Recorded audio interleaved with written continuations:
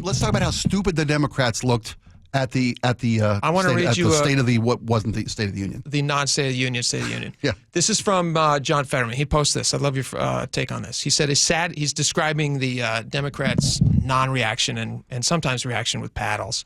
He said a sad cavalcade of cell phones and unhinged petulance. It only makes Trump look more presidential and restrained. We're becoming the metaphorical car alarms that nobody pays attention to, and it may not be the winning message. What do you think about that? Is he spot on? Your friends will tell you the truth. Absolutely spot on. I was embarrassed. I really like John Fetterman. I did too. I was wrong about him when he first came on, and he was having his stroke issues, and he was unable to speak. I thought, I don't know if this is the best guy, but now he seems like a pretty common sense guy. He's more centrist than I expected him to be. He's more common sense based than anybody else in my party. Let me ask you this. And they look like clowns with the bingo paddles. Get to the bingo paddles. What do you think about those bingo paddles? They look ridiculous.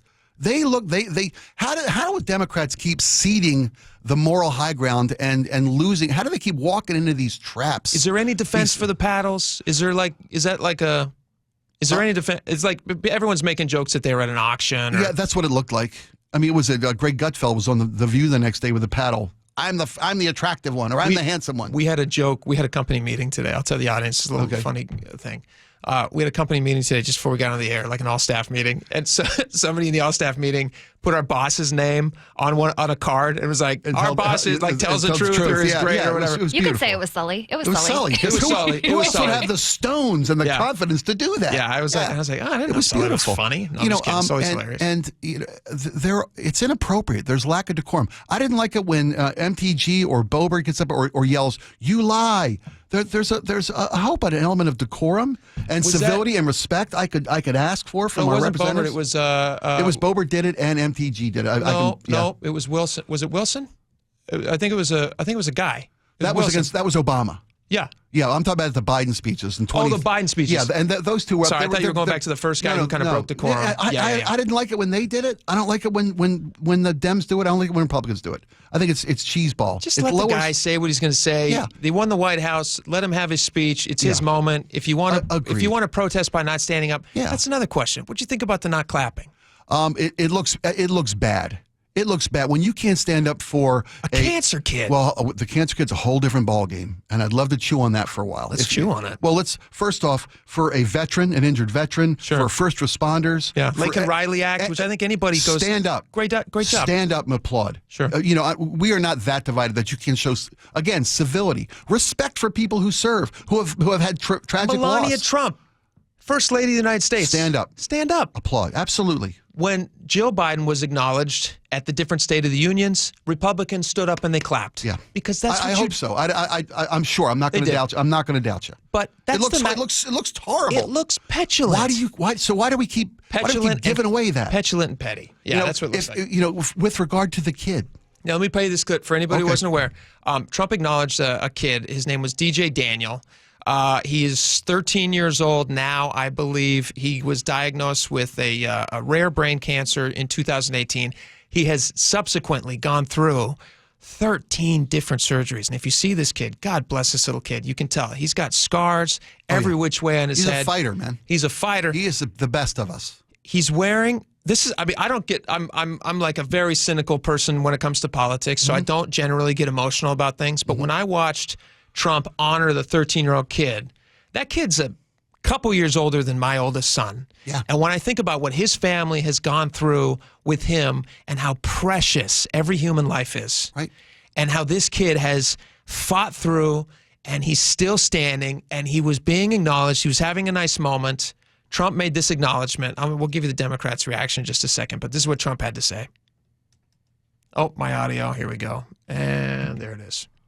Joining us in the gallery tonight is a young man who truly loves our police. His name is DJ Daniel. He is 13 years old, and he has always dreamed of becoming a police officer. But in 2018, DJ was diagnosed with brain cancer. The doctors gave him 5 months at most to live. That was more than 6 years ago. Since that time, DJ and his dad have been on a quest to make his dream come true, and DJ has been sworn in as an honorary law enforcement officer. Actually, a number of times. The police love him. The police departments love him. And for anybody who didn't see it, I'm sure you have right now. You've probably seen the pictures. But this kid is dressed as a police officer. Yeah, yeah. And he's standing up there, and sweetest looking kid you can imagine. And tonight, DJ, we're going to do you the biggest honor of them all. I am asking our new Secret Service Director, Sean Curran, to officially make you an agent of the United States Secret Service. Every seat in the building should have been empty. Should have been standing up. The look on the kid's face, too, when the Secret Service director walks up next to him and hands him that Secret Service badge that we all know from the movies. Yeah. And the kid's eyes just go wide, and he looks over at his dad, and his dad puts him up on his shoulders. It was such a beautiful moment. And again, I don't get emotional about these types of things, but if there's anything about kids and sickness and that stuff that is a straight shot to my heart. Yeah. And I got emotional watching it. And then the camera pans down to the Democrats, who are all just sitting on their fat butts. Sitting on their hands. Doing not even nothing. Applauding. Yeah. Not applauding It was cancer kid. Yeah. Images like that have a lasting effect. They do. That's how you lose elections.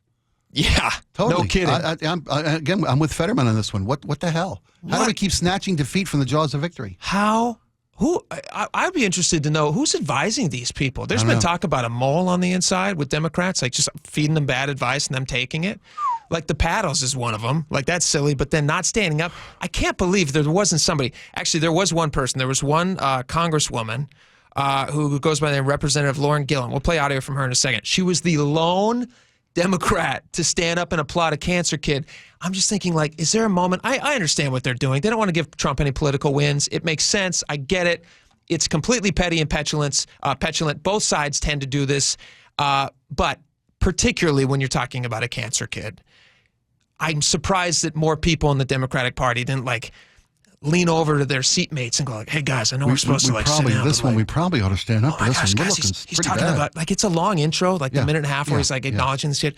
Guys, like a group text couldn't go around to the Democratic caucus like, I think we should stand for the cancer kid. I think we should stand. Well, the fact that leadership wasn't there, a lot of the Democrats didn't bother to go or in protest. Yeah. Didn't go. Yeah. Leadership should be there, and that's what leadership does. If Chuck Schumer stands up, if Hakeem Jeffries stands up, and Nancy Pelosi, right? Leadership. I don't know if she can, but I assume she can still stand.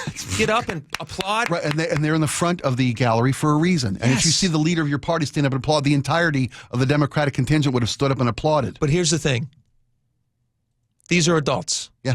You don't need leadership to tell you what to do. No, again, you don't. But I know for a fact, because you're a good guy, Spike. Yeah. I know for a fact that if you were in that chamber, as much as you dislike Trump, and you dislike him so much that you're willing to believe that he actually believes that there's 160-year-olds in this country, as much as you dislike Trump, you would have stood up and cheered for the cancer kid. I would have stood up and cheered for the cancer kid. And I'll tell you how bad of an idea it was. It wasn't just the look.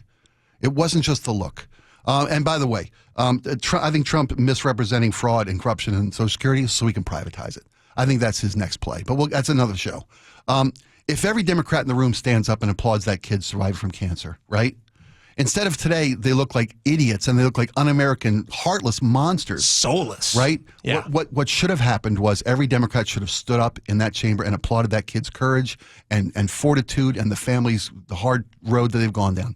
And then got in front of every camera in America and said it was wonderful that DJ has had that moment, that realization of a dream. Celebrate him. Celebrate him. Yeah, it's a shame now that Republicans have cut funding for pediatric cancer research in their new budget reconciliation proposal. They have. Let's not even go there. Well, that should have been the message the next day from Democrats.